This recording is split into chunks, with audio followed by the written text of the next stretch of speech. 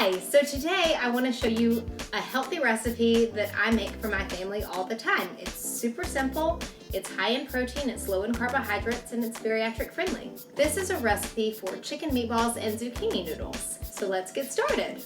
First, we want to preheat the oven to 400 degrees. And then the next thing that we do is we're going to prep our sheet pan. So I went ahead and I lined it with aluminum foil. It's a little sheet, so it's an easy cleanup. Spraying this with a little bit of oil. So we've got our lean ground chicken, and we're going to add our oat flour, so a half a cup of oat flour to the recipe. And then we add in our Parmesan cheese. This is grated Parmesan, so remember we're not adding a lot of salt to the recipe because the Parmesan already has a lot of salt in it. Got this. And then we add in our dry seasonings. So we add in our garlic powder and our onion powder, and just a little bit of salt, because again, the Parmesan cheese has the sodium in it. So a half teaspoon of each, garlic powder, onion powder, and salt. And then we're adding in just one egg to help to bind all of the ingredients together. So just cracking that in. And then last, we're adding 2 tablespoons of olive oil to add some moisture because the chicken is so lean.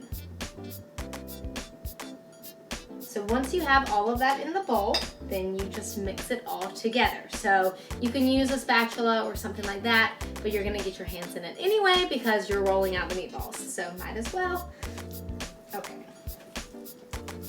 And now once you have the meat mixture combined, then you're rolling them into 30 meatballs.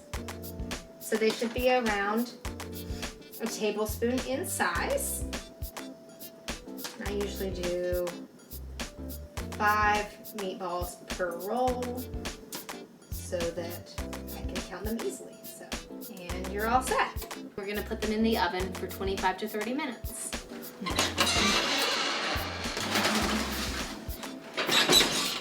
While the meat is cooking, you can go ahead and zoodle your zucchini. So I'm using a veggetti. These are available at Walmart, at Target, on Amazon. It's a really great purchase for like $9.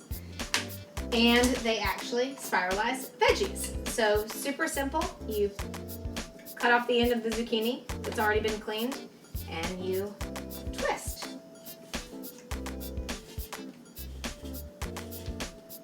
Just like this.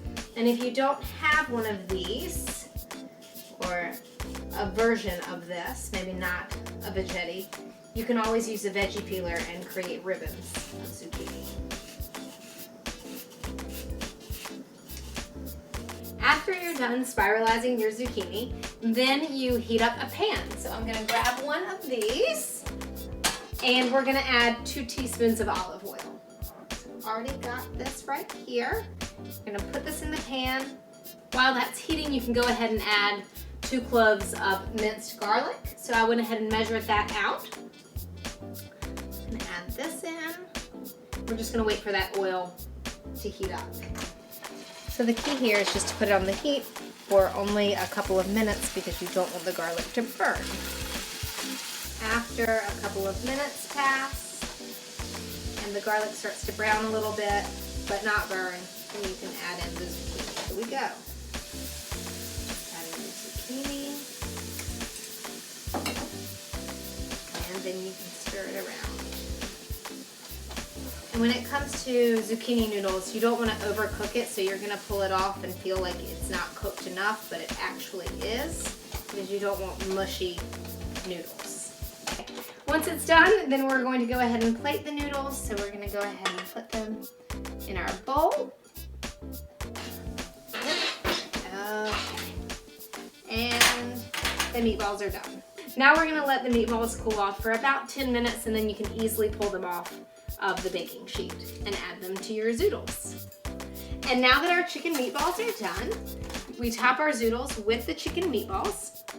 And then what we like to do is top it with our favorite low sugar marinara sauce. And that's all there is to it, chicken meatballs and zoodles.